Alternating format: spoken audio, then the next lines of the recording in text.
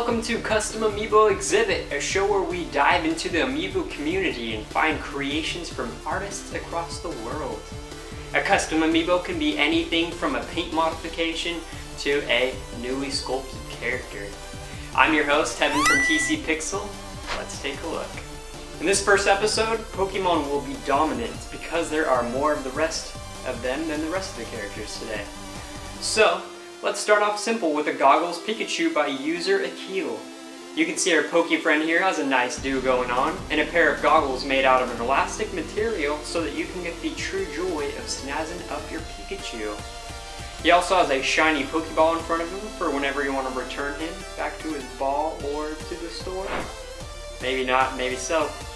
Back in the 90s when Pokemon was at its peak with the TV show, there were a number of very iconic moments in Pokemon that everyone knew about and would understand if you were talking about them.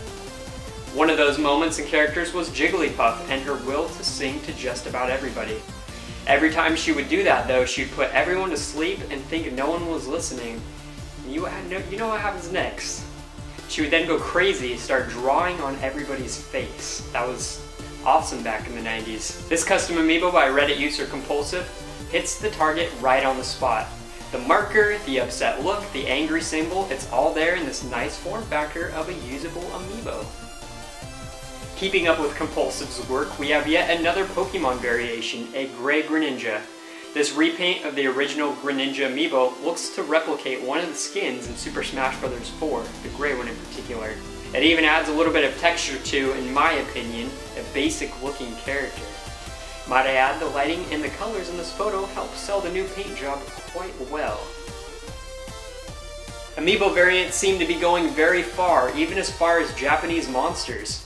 Charizilla by Infinite Skylanders is, can you guess? A Charizard custom made to look like Godzilla himself. The two seem to go great together, being big hunking monsters and all. Although one is big and the other is bigger than most of the buildings you can see in the sculpt here. You can see he's crashing into this building, wrecking it, destruction everywhere.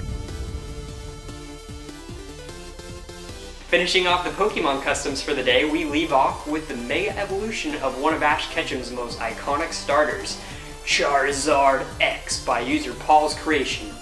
Yes, that's Paul's creation in the first episode of this. So go check that out if you want to see more of his stuff. This custom Amiibo is a slick repaint and a light sculpt. As you can see, there are additions of blue flames coming out of his mouth and even a couple of extras things such as talons coming out of his arms and some additional spikes on his head just like the original.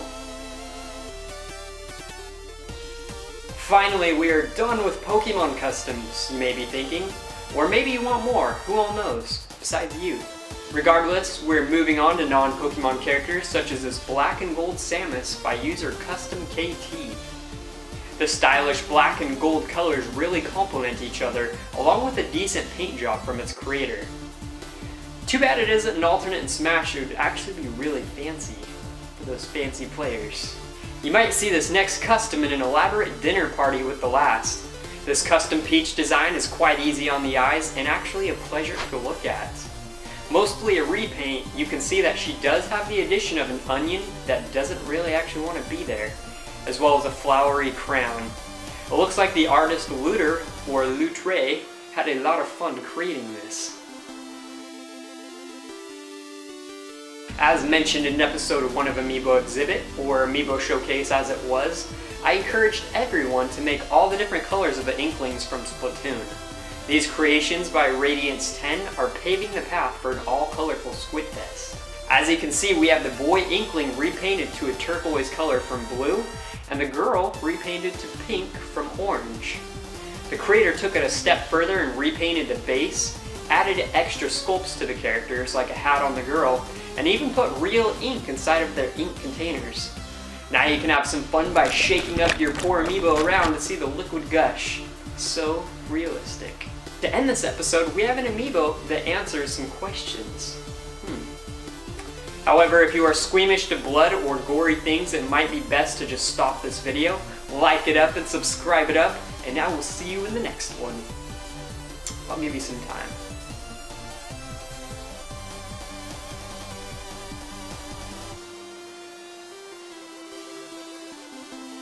Alright, if you are still here, that means you want to see the final custom Amiibo character, and trust me, it is good.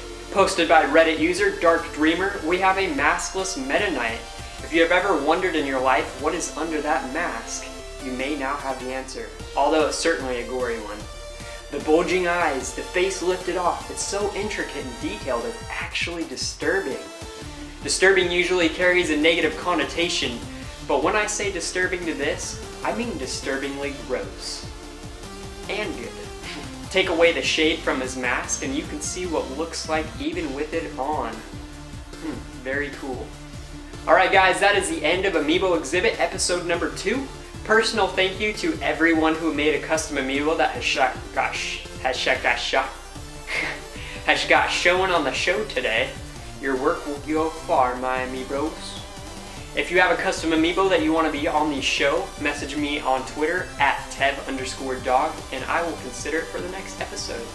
Thank you all for watching, like it up, subscribe it up, and I will see you all later. Peace. Next up we have a Lakitu Amiibo. I love when people make custom Amiibos. Custom Amiibo, it's so catchy to say Amiibos. We have a Lakitu with custom packaging. This is so cool. I'm not sure if this was some sort of toy before, somebody just put it on a base or what.